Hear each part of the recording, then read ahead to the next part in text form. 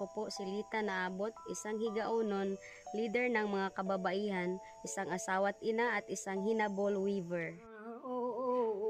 Ang lauyong at sima ang tamang diyayawan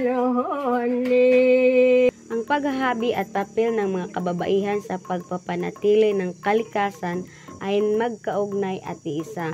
Gayon din sa kultura na ang paghahabi ay tradisyon na gawain. Binibigyan namin ng halaga ang kalikasan, ang kagubatan at ang aming kultura.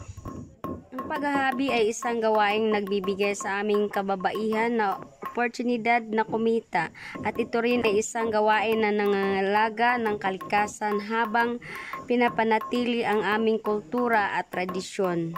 Ang paghahabi ay isang gawaing pangkabuhayan na hindi nakakasira ng kalikasan lalo na sa aming natitirang kagubatan. Ang pinakamaternyalis ay abaka at ang abaka ay nabubuhay lamang sa lugar kung saan marami pa ang puno.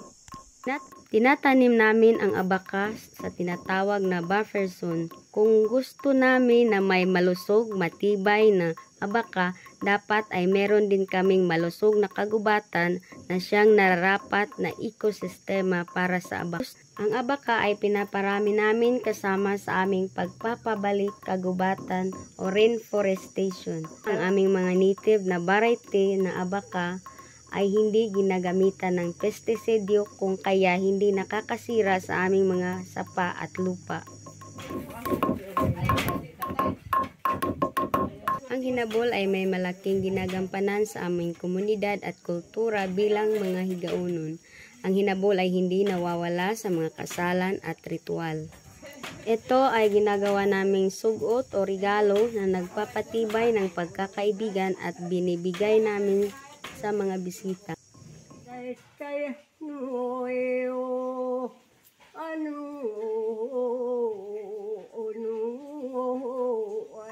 Habang kaming mga kababaihan ay nagsisikap, naghahabi upang matugunan ang pangangailangan ng aming pamilya, ay pinapatuloy namin ang aming kultura. Ang paghahabi ay nagbibigay rin sa aming mga kababaihan ng panahon na mapag-isa.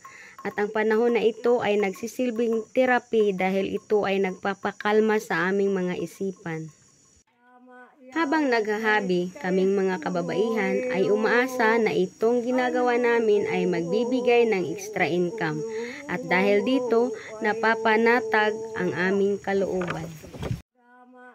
Ang paghahabi ay nagbibigay sa aming mga kababaihan pagpahalaga sa sarili, oportunidad na kumita, oportunidad na maipatuloy ang aming kultura, at oportunidad na mapag-isa at mapanatag ang aming mga iniisip.